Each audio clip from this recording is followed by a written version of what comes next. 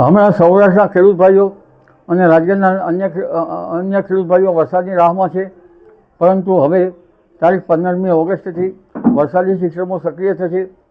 Cyclonic circulation અરબ સાગરમાં થવાની શક્યતા રહે છે. બંગાળ ઉપસાગરમાં પણ તારીખ 17 ઓગસ્ટથી મજબૂત સિસ્ટમ બનશે. એટલે અરબ સાગરની સિસ્ટમના કારણે તારીખ 19, 20, 21, 22માં દક્ષિણ સૌરાષ્ટ્રના ભાગોમાં ભારેથી અતિભારે વરસાદ થવાની શક્યતા રહે છે. આ ઉપરાંત 17 ઓગસ્ટવાળી સિસ્ટમ લગભગ 19, 20માં મધ્યપ્રદેશ અને ગુજરાતના ભાગોમાં આવતા ગુજરાતના કેટલાક ભાગમાં ભારેથી અતિભારે વરસાદ થવાની શક્યતા રહે છે.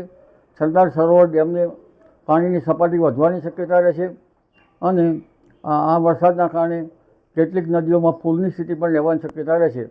વરસાદ મહીસાગરના ભાગો, વડોદરાના ભાગો, અમદાવાદ ગાંધીનગરના ભાગો, ભરૂચના ભાગો, જંબુસરના ભાગો, સાતપુરાના ભાગો, નવસારી સુરતના ભાગો, આવરણના વલસાડના ભાગો, આ ભાગોમાં ભારે વરસાદ થવાની શક્યતા રહે છે.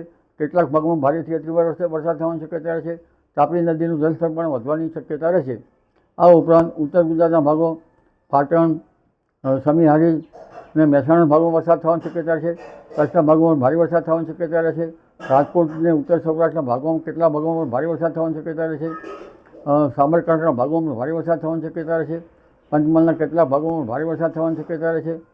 એટલે આ વરસાદની સિસ્ટમ જે છે એ હવે વધુ વરસાદ લઈને આવી રહી છે, પરંતુ તારીખ 17 ઓગસ્ટ પછીનું વરસાદી પાણી કૃષિ કાર્યો માટે સારું ગણાશે. 30મી ઓગસ્ટ પછીનું વરસાદી પાણી કૃષિ પાકો માટે સારું ગણાતું નથી.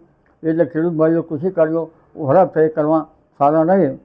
એટલે હવે વરસાદની સ્થિતિ છે એ 13-14માંથી MGO ફેઝ 2માં આવતા રાજ્યના ભાગોમાં વરસાદી સિસ્ટમો સક્રિય થશે.